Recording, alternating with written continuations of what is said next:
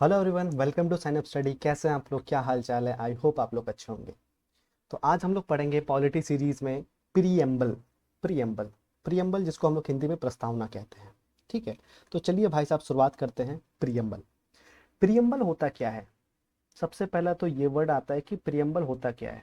तो सुनिएगा मेरे भाई और मेरे बहन कि प्रीएम्बल होता क्या है। मान लो एक बुक है। इस बुक को हम लोग पूरा पढ़ते हैं और इसके बाद इसका समरी लिखते हैं। ठीक है, मान लो ये जो बुक है, ये बुक है कॉन्स्टिट्यूशन ऑफ इंडिया। इस पूरे कॉन्स्टिट्यूशन ऑफ इंडिया को हमने पढ़ा और लास्ट में उसका समरी लिखा। तो ये जो लास्ट का समरी देखने को मिल रहा है आपको, this is nothing but this is our preamble. ये और कुछ नहीं, हमारा प्रीएम्बल है। That means what? अगर आपसे कोई भी पूछे कि what is a preamble, so preamble is the summary of constitution of India. Preamble कुछ नहीं है मेरे भाई, ये कॉन्स्टिट्यूशन ऑफ इंडिया का समरी है, सारांश है। ठीक है, नेक्स्ट। सर, प्रियम्बल का जो सिद्धांत है, प्रियम्बल का जो कॉन्सेप्ट है, ये पूरे विश्व को किसने दिया? पूरे वर्ल्ड में सबसे पहले किसने लाया?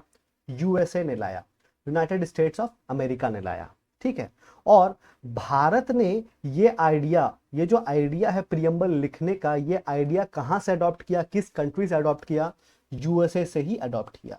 That means what? एग्जाम में आपसे दो क्वेश्चन पूछे जाएंगे। एक क्वेश्चन की पूरे विश्व में सबसे पहला कंट्री कौन था जिसने प्रियम्बल लिखा था, तो वो होगा यूएसए। और भारत ने अपना प्रियम्बल लिखने का जो कॉन्सेप्ट है वो कहां से अडॉप्ट किया था, किस कंट्री से अडॉप्ट किया था? तो वो अडॉप्ट किया गया था यूएसए से ही। ठीक है, तो दोनों का उत्तर यूएसए हो जाएगा। ठीक है, चलिए आगे बढ़ते हैं। तो ये हमारा प्रियम्बल है, और इंग्लिश माध्यम वाले इधर देखेंगे, हिंदी माध्यम वाले इधर देखेंगे। ठीक है, अब line by line, word by word आपको प्रियम्बल याद होना चाहिए। कैसे? तो कुछ ऐसे। देखो, मुझे इंग्लिश में याद है तो मैं इंग्लिश में सुनाता हूं, जो हिंदी माध्यम वाले हैं वो हिंदी में भी याद करेंगे।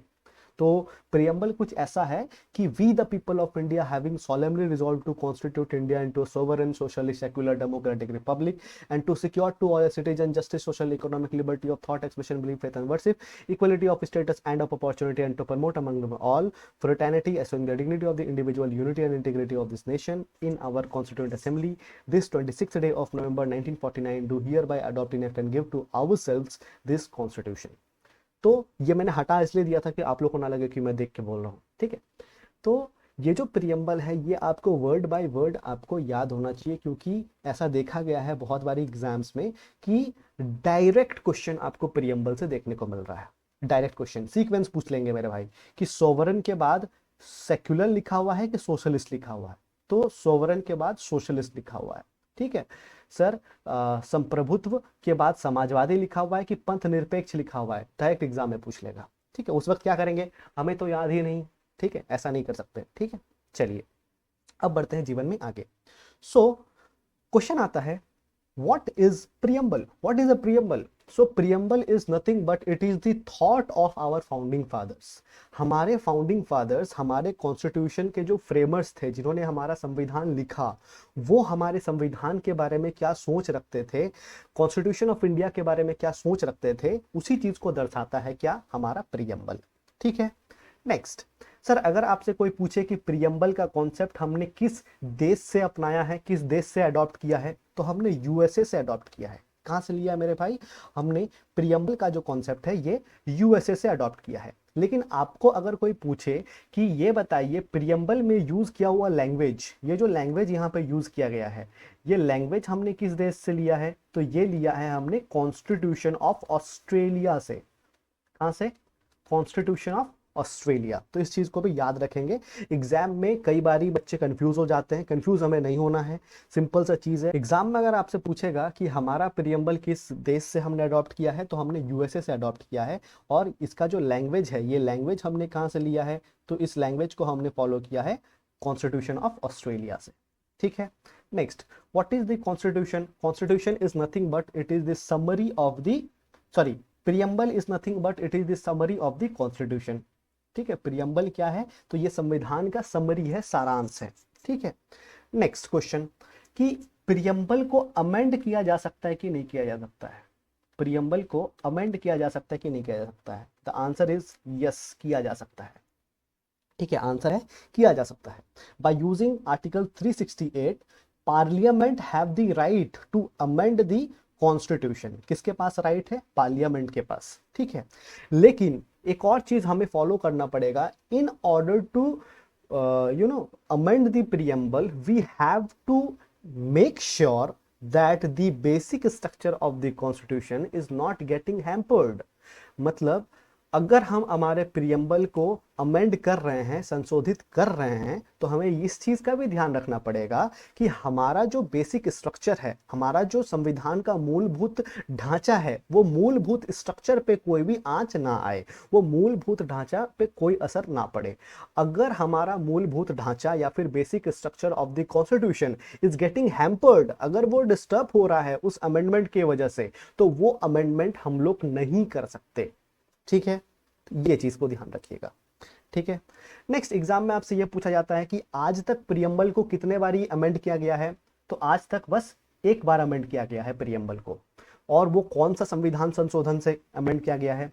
42nd कॉन्स्टिट्यूशन अमेंडमेंट एक्ट 1976, 42वां संविधान संशोधन 1976। ठीक है, सबको याद आया?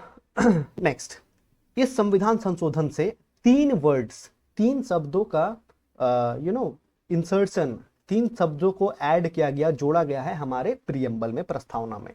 तो वो 3 शब्द कौन कौन से हैं, वर्ड कौन कौन से हैं? पहला है सेक्युलर वर्ड, दूसरा है सोशलिस्ट और तीसरा है इंटीग्रिटी। हिंदी में धर्मनिरपेक्षता, ठीक है, समाजवादी और इंटीग्रिटी। इंटीग्रिटी को हिंदी में क्या बोलते हैं? अखंडता। ठीक है, तो ये पूरा चीज है। नेक्स्ट, 42वां संशोधन जो है, इसे हम लोग मिनी कॉन्स्टिट्यूशन भी बोलते हैं। क्यों बोलते हैं? क्योंकि 42वां संशोधन से पूरा मतलब पूरे कॉन्स्टिट्यूशन को अमेंड कर दिया गया था ऑलमोस्ट, इसीलिए इसको हम लोग मिनी कॉन्स्टिट्यूशन ही कहते हैं। ठीक है, नेक्स्ट, एग्जाम में आपसे पूछते हैं कि प्रियम्बल को अडॉप्ट कब किया गया था? तो प्रियम्बल को अडॉप्ट करने का डेट जो है वो खुद प्रियम्बल में लिखा हुआ है। ये क्या लिखा हुआ है? In our constituent assembly this 26th day of November 1949 do hereby adopt and enact to give ourselves this constitution। ठीक है, तो ये प्रियम्बल को अडॉप्ट कब किया गया था? 26 नवंबर 1949 को। ठीक है, 26 नवंबर 1949 को। अगर कोई पूछे कि इसको लागू कब किया गया था, इन्फोर्स कब किया गया था? इन्फोर्स किया गया था 26 जनवरी 1950 को। सर वो क्या रीजन था जिसके वजह से 26 जनवरी को लागू किया गया था और 26 नवंबर को क्यों नहीं लागू किया गया था? इसका रीजन आप लोग मुझे कमेंट में बताइएगा। ठीक है, चलिए बढ़ते हैं आगे। नेक्स्ट क्वेश्चन आपसे एग्जाम में पूछा जाता है कि संविधान दिवस कब मनाया जाता है? कॉन्स्टिट्यूशन डे या फिर संविधान दिवस कब मनाया जाता है? 26 जनवरी को या फिर 26 नवंबर को?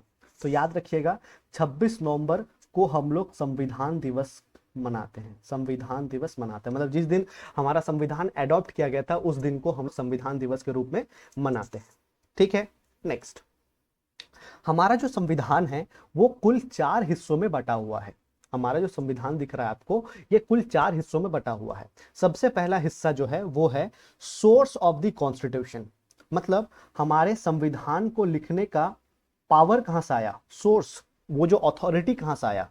तो we the people of India, हम लोग ने ही खुद को ये शक्ति दिया कि हम हमारा संविधान लिख सके। ठीक है, तो उन चीजों पे तो बाद में आएंगे, पर मैं आपको बता देता हूं कितने हिस्सों में बटा हुआ है। सबसे पहला हिस्सा है कि source of authority, source of power. ठीक है, पावर कहां से मिला हमें? हमें अपना संविधान लिखने का पावर कहां से मिला? तो देखिए, source of the Indian constitution. Second है nature of the Indian state, हमारा जो भारत देश है उसका प्रकृति कैसा है, उसका नेचर कैसा है, उसके बारे में।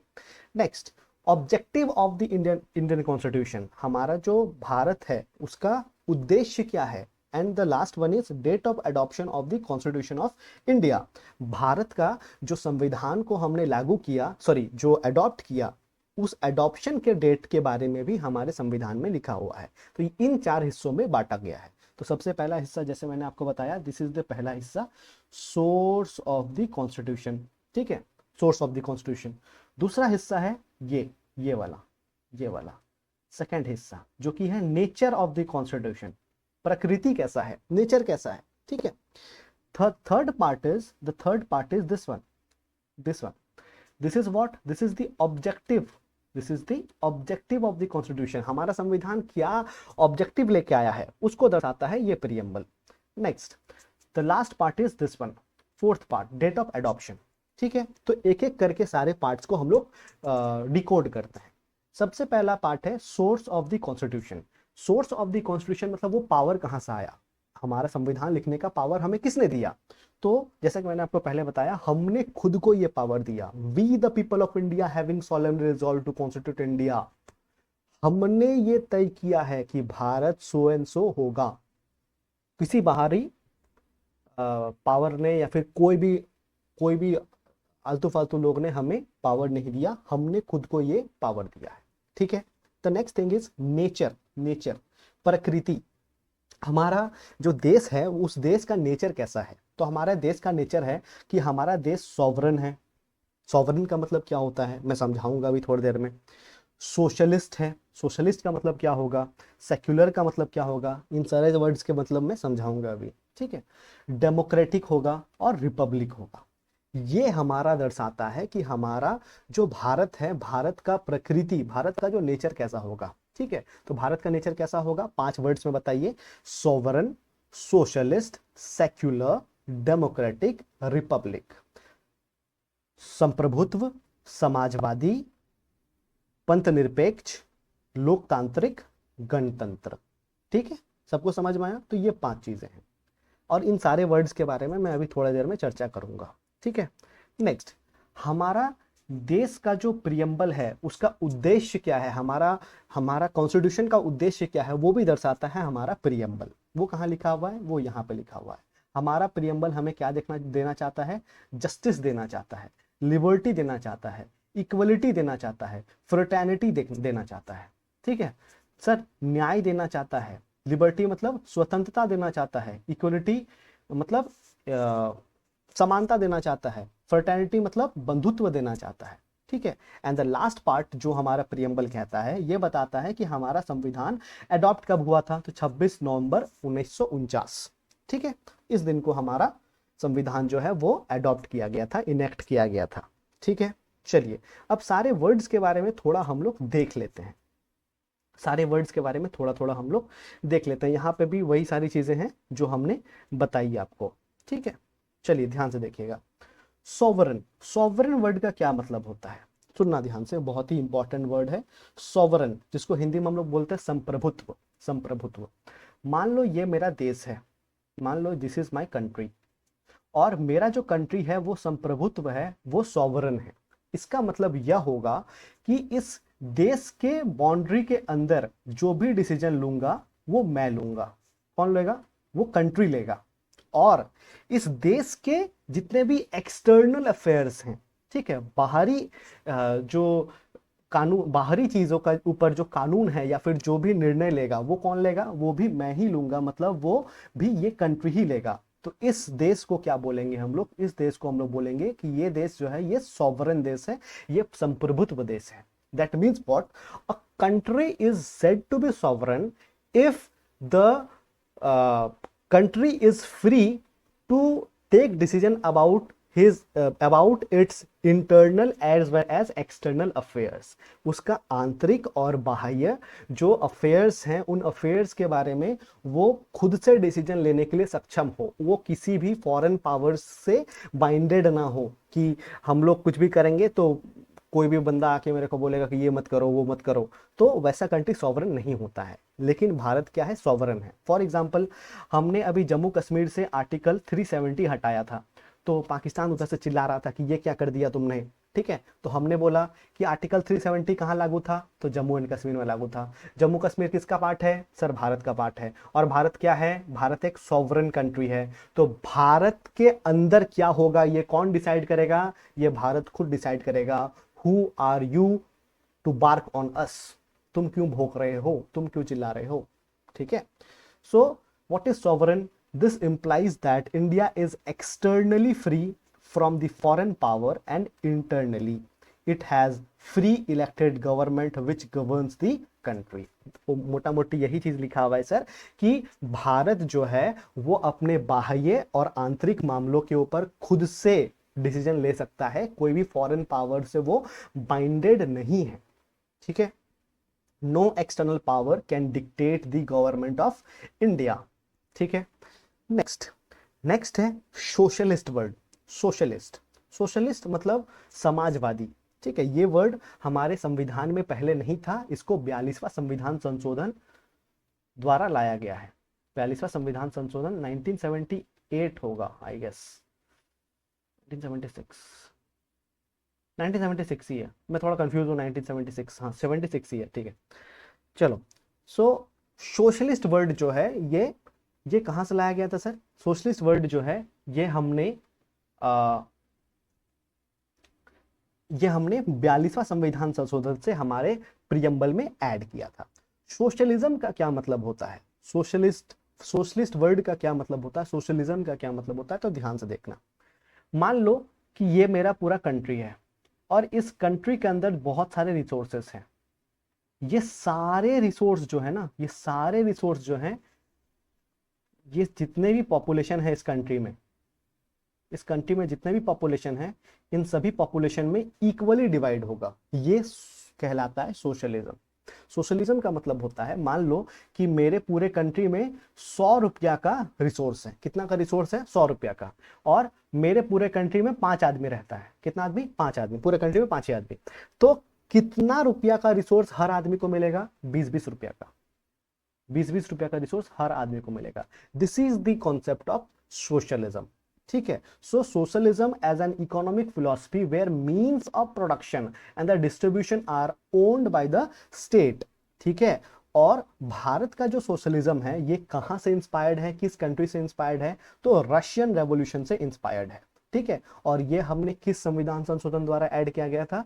42वां संविधान संशोधन 1976 द्वारा ऐड किया गया था। ठीक है, 1976 द्वारा ऐड किया गया था। ठीक है, चलो नेक्स्ट है सेक्युलर वर्ड। सेक्युलर मतलब होता है धर्मनिरपेक्षता या फिर पंथ निरपेक्षता। ठीक है, ये वर्ड भी 42वां संविधान संशोधन 1976 द्वारा ऐड किया गया था। ये हमारे प्रियम्बल में पहले नहीं था। ठीक है, तो अगर नहीं था इसका मतलब ये नहीं कि हमारा प्रियम्बल या फिर हमारा कॉन्स्टिट्यूशन सेक्युलर नहीं था। इससे पहले सेक्युलर था, बट एक्सप्लिसिटली हमने इसको नहीं लिखा था। और क्यों नहीं लिखा था, तो अगर आपको जानना है तो आप लोग मुझे कमेंट डाउन कीजिएगा। मैं एक सेपरेट वीडियो में आपको समझाऊंगा कि ये जो सोशलिस्ट वर्ड है और ये जो सेक्युलर वर्ड है, ये जब ऐड किया गया था 1976 में, क्या उसके बाद ही भारत सोशलिस्ट और सेक्युलर हुआ? क्या उससे पहले भारत सोशलिस्ट और सेक्युलर नहीं था क्या? इसके बारे में हम लोग चर्चा करेंगे। अगर आपको जानना हो तो आप लोग कमेंट डाउन जरूर कीजिएगा। ठीक है, चलिए। सो सेक्युलरिज्म का क्या मतलब होता है? सेक्युलरिज्म का मतलब होता है कि भारत जो कंट्री है, इस कंट्री का ऑफिशियल रिलीजन कुछ नहीं है। ऑफिशियल रिलीजन कुछ नहीं है। भारत का जो स्टेट है, भारत जो कंट्री है, वो सारे रिलीजन को इक्वली रिस्पेक्ट करता है और सारे रिलीजन को इक्वल अपॉर्चुनिटी देता है ग्रो करने का। ठीक है, और सारे रिलीजन को इक्वली ट्रीट करता है, ना किसी को ज्यादा करता है ना किसी को कम करता है, इक्वली ट्रीट करता है। सेकुलरिज्म का मतलब होता है कि जो गवर्नमेंट है या फिर जो कंट्री है, भारत का जो स्टेट है वो इक्वी डिस्टेंस है हर रिलीजन से। ये है रिलीजन R1, ये है रिलीजन R2, ये है रिलीजन R3, ये है रिलीजन R4, ये है रिलीजन R5। तो अगर आप देखोगे ये R6, ये R7, ये R8, तो अगर आप देखोगे तो सारे जितने रिलीजन आपको दिख रहे हैं ना, वो इक्वी डिस्टेंस दिख रहे होंगे, वो समान दूरी पे दिख रहे होंगे। कोई ना ज्यादा पास होगा ना कोई ना ज्यादा दूर होगा। तो this is the concept of secularism in India. ठीक है, और भारत के लोग जो हैं वो फ्री है, उनके पास राइट है, ये अधिकार है, फ्रीडम है कि वो कोई भी अपने हिसाब से वो कोई भी रिलीजन जो है वो फॉलो कर सकते हैं, उसको प्रोफेस कर सकते हैं। ठीक है, नेक्स्ट है डेमोक्रेटिक वर्ड। डेमोक्रेटिक वर्ड का क्या मतलब होता है? लोकतंत्र जो है, हम लोग सबको पता है कि by the people, of the people and for the people.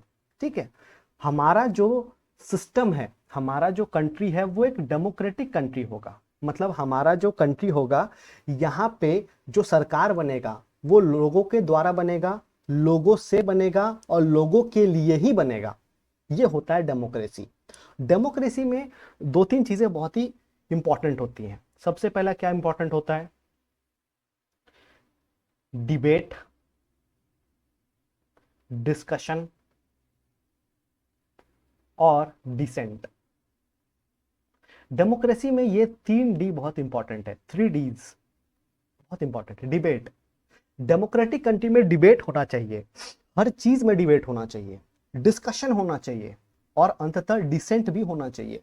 ठीक है, डिसेंट मतलब तुम जो चीज बोल रहे हो मैं उस चीज से ताल्लुकात नहीं रखता हूं, मैं उस चीज को गलत मानता हूं, मैं उस चीज को खारिज करता हूं। तो दिस इज व्हाट डिसेंट। ठीक है, डेमोक्रेसी को बनाए रखने के लिए free, fair and regular election होते रहना चाहिए। मैंने क्या कहा? डेमोक्रेसी को बरकरार रखने के लिए free, fair and regular elections बरकरार रहना चाहिए। ठीक है, next, what is the meaning of Republic? अब डेमोक्रेटिक तो ऑलरेडी लिख दिया है, रिपब्लिक वर्ड लिखने का क्या जरूरत था? तो रिपब्लिक वर्ड का मतलब होता है, ये दो चीज को डिपिक्ट करता है। सबसे पहला तो एक ये चीज को डिपिक्ट करता है कि हमारा जो हेड ऑफ द स्टेट होगा, हेड ऑफ द स्टेट होगा, वो कौन होगा? वो एक इलेक्टेड बंदा होगा। वो क्या होगा? एक इलेक्टेड बंदा होगा।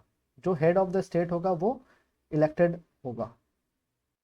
ठीक है, कोई भी वंशानुगत यहाँ पे चीजें नहीं चलेगी। ठीक है, वंश के हिसाब से यहाँ पे चीज नहीं चलेगा। ठीक है, समझ में आया?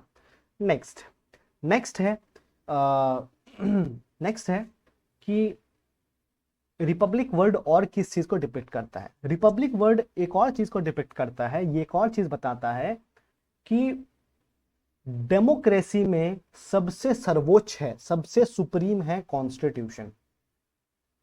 Constitution, constitution is the supreme, constitution is the supreme, constitution is the apex. ये लेक्स रेक्स को बनाए रखता है। लेक्स रेक्स, लेक्स रेक्स मतलब लेक्स मतलब लॉ और रेक्स मतलब king. Law is the king of the Kings. मतलब रिपब्लिक होने का मतलब है कि सरकार सबसे उच्च नहीं है, सरकार सबसे ऊपर नहीं है, सबसे ऊपर है हमारा संविधान। तो रिपब्लिक वर्ड जो है ये डेमोक्रेसी को मोबोक्रेसी बनाने से रोकता है। ठीक है, डेमोक्रेसी को मोबोक्रेसी बनने से रोकता है। डेमोक्रेसी मतलब लोगों का हित और मोबोक्रेसी मतलब भीड़, भीड़ का संग्रहण। ठीक है, समझ में आ रहा होगा आई होप। चलो, so these are the words जो हमें पता होना चाहिए था। ठीक है, अब हम लोग और ऑब्जेक्टिव्स को भी थोड़ा देख लेते हैं। ठीक है, ऑब्जेक्टिव्स को भी देख लेते हैं। Next, justice. जस्टिस मतलब होता है न्याय। जस्टिस मतलब होता है न्याय। ये जो जस्टिस वर्ड है ये हमने रशियन रेवोल्यूशन से लिया है। कहां से लिया है? रशियन रेवोल्यूशन से। ठीक है, और हमारा जो प्रियम्बल है वो कितने टाइप के जस्टिस के बारे में बात करता है? 3 टाइप के जस्टिस के बारे में बात करता है, सोशल जस्टिस, इकोनॉमिक जस्टिस और पॉलिटिकल जस्टिस। ठीक है, सामाजिक न्याय, आर्थिक न्याय और राजनीतिक न्याय। ठीक है, 3 टाइप के न्याय के बारे में बात करता है। ठीक है, और जस्टिस वर्ड जो है ये हमने कहां से लिया है? हमने रशियन रेवोल्यूशन से लिया है। ठीक है, the next word is liberty. Liberty word का मतलब होता है स्वतंत्रता। ठीक है, तो लिबर्टी वर्ड कहां से लिया है? तो याद रखिएगा, लिबर्टी, इक्वलिटी और फ्रेटर्निटी। ठीक है, स्वतंत्रता, समानता और बंधुत्व, ये जो 3 वर्ड है ये हमने लिया है फ्रेंच रेवोल्यूशन से। कहां से लिया है? फ्रेंच रेवोल्यूशन से। ये 3 वर्ड हमने फ्रेंच रेवोल्यूशन से लिया है। और ये जो वर्ड जस्टिस देखने को मिल रहा है ये वर्ड हमने रशियन रेवोल्यूशन से लिया है। कहां से लिया है मेरे भाई? रशियन रेवोल्यूशन से। ठीक है, तो लिबर्टी, किन किन चीजों का लिबर्टी के बारे में बात किया जा रहा है? Liberty of thought, expression, belief, faith and worship. ठीक है, विचार, अभिव्यक्ति, विश्वास, धर्म और उपासना की स्वतंत्रता के बारे में बात की जा रही है। ठीक है, नेक्स्ट, सर जब हमारा सेक्युलर वर्ड नहीं था ना, तब यही जो लाइन है, यही लाइन सेक्युलरिज्म को मेंटेन करके रखता था भारत में। ठीक है, नेक्स्ट, इक्वलिटी, समानता। इक्वलिटी किन किन चीजों का? Sir, equality of status and of opportunity and to promote among them all. Sir, प्रतिष्ठा और अवसर की समता या फिर समानता, ठीक है। और फ्रेटर्निटी, फ्रेटर्निटी मतलब बंधुत्व, बंधुत्व को भी ये बनाए रखता था, ठीक है। तो ये पूरा प्रियम्बल का बारे में लेक्चर था, और प्रियम्बल का ये जो लेक्चर था आई होप बहुत ही डीप था, बहुत ही ज़्यादा हेल्पफुल होगा आप लोगों के लिए, ठीक है। तो वीडियो पसंद आया हो तो लाइक करें और चैनल को सब्सक्राइब करें, अपने फ्रेंड्स के साथ भी जरूर शेयर करें। Thank you so much. जय हिंद।